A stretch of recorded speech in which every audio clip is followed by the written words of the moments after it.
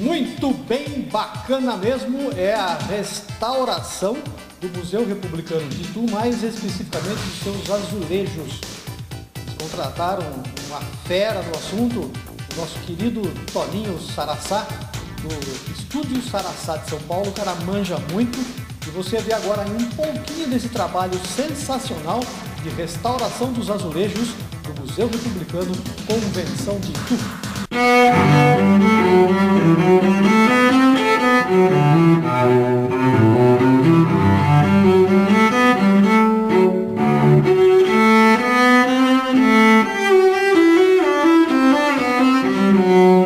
Pessoal, quem não tem história, quem não mantém, conserva sua história, não tem presente, porque não estuda o passado. Não sabendo o passado, você não vive bem o presente e o futuro seu fica bastante incerto. Nosso país confunde às vezes esse tipo de conceito de manutenção da história, mas nós temos dentro desse segmento, eu diria quase que pessoas sacerdotais como é o Toninho, o seu Gerardo, teu pai. E o Museu Republicano, ele está em reforma. E uma das partes, um dos momentos mais importantes do Museu Republicano é exatamente os azulejos. O Toninho pertence a uma família de especialistas em restauração. E isso começou com seu pai, o senhor Gerardo, em 1956, chegou da Espanha e já começou a produção da azulejaria. É importante que a gente fale um pouco lá do teu pai, para que você aí em casa perceba a importância e o grau de conhecimento do Toninho e do Marcelo, teu irmão, que é arquiteto, que está lá na escada lá também. Vocês fazem isso, você pelo menos há uns 20 e tantos anos? Isso, há mais de 25 anos que eu trabalho direto na azulejaria. E meu pai já há mais de 60 anos. Ele já faleceu, então agora eu e o Marcelo, ocupamos aí o espaço dele, né, dentro do restauro. Dentro das coisas e das obras que vocês já trabalharam, cite algumas, só para nós. Pô, o cara é fera. Imagina. Então, desde o tempo do meu pai, já fez o restauro da Serra Velha do Mar, São Luís do Maranhão, alguns prédios, fachadas São Luís do Maranhão, o painel da Djanira, que está no Museu Nacional de Belas Artes, no Rio de Janeiro,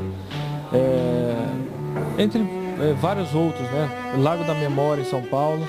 E agora a nossa empresa também especializada em restauro do patrimônio fez o projeto do Teatro Municipal de São Paulo. Estamos no Solar da Marquesa de Santos e aqui no Museu de Itu, né?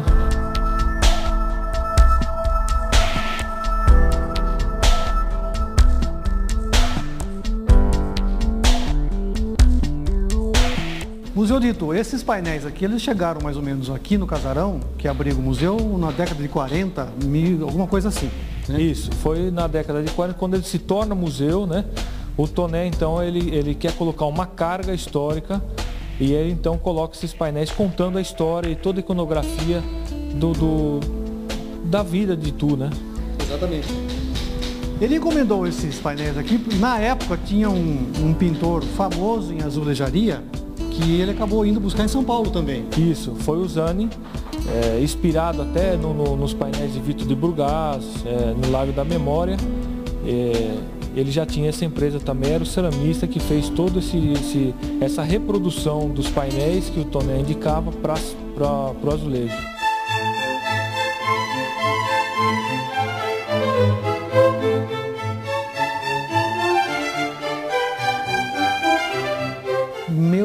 Pai amado, porque a gente, a olhos nus, dentro da nossa ignorância no assunto, a gente fala, caramba, porque parece um negócio de doido aqui, porque está tudo fora do lugar, as peças são retiradas, a sensação que a gente tem é que vocês não conseguirão colocá-las no lugar de novo. Como começa isso? Então, primeiro é feito todo um estudo, que a gente chama de danos e patologias que estão instalados no azulejo. Então a gente faz todo o levantamento, um por um, mapeia, registra, e aí depois pode ver as folhas também ali, onde está mostrando o que cada um tem de problema. E aqui a gente percebe assim, uma enormidade, é muito grande o grau de soltura desses azulejos. Então, de uma hora para outra, ele poderia perder. Tanto que o museu estava fechado justamente por causa disso, dessa possibilidade da perda dos azulejos. Então a gente avaliou e percebeu que essa remoção então seria necessária, porque a gente não tem a certeza se era o azulejo que estava soltando a argamassa ou a argamassa da taipa.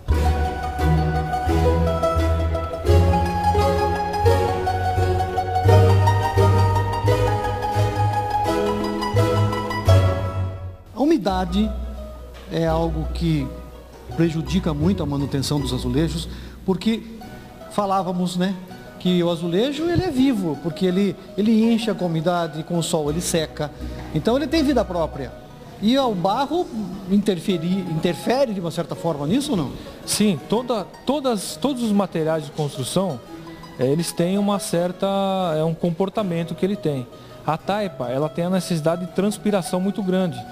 Então os gases permeiam por ela, né? E a umidade se transformando em vapor, existe essa necessidade da troca gasosa.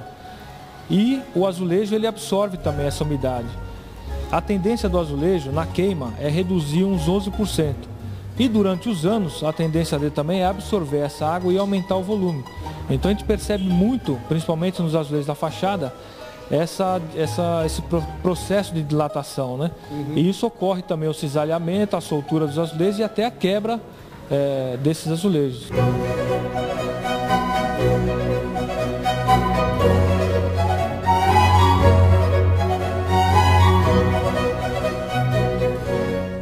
Depois que você tira da parede, você faz o processo de catalogá-los. Você vai para uma limpeza, essa limpeza você fará aqui em Itu mesmo? Não, essa limpeza vai para São Paulo, a gente trabalha na oficina.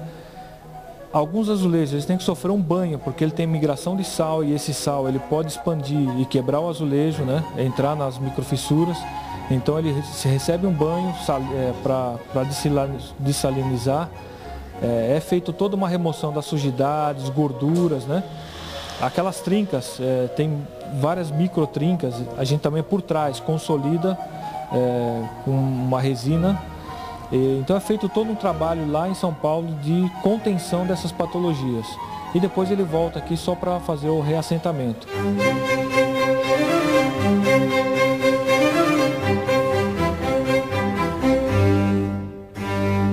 Toninho, muito obrigado pela sua atenção. Eu agradeço a divulgação desse processo todo, né? Porque o restauro não é uma magia, né? São processos que você tem que fazer. Então isso também vai ser contado junto com a história toda do professor Jonas e tudo, vai ser integrado esse estudo, levantamento de patologia junto com a história de cada painel. Isso que é importante, né? A integração e o restauro é multidisciplinar, né? Sem dúvida alguma. E a manutenção, como eu disse, da nossa história. Ô Marcelo, dá um alô aí assim, só para... Aquele é o Marcelo, viu? Também é outro doido.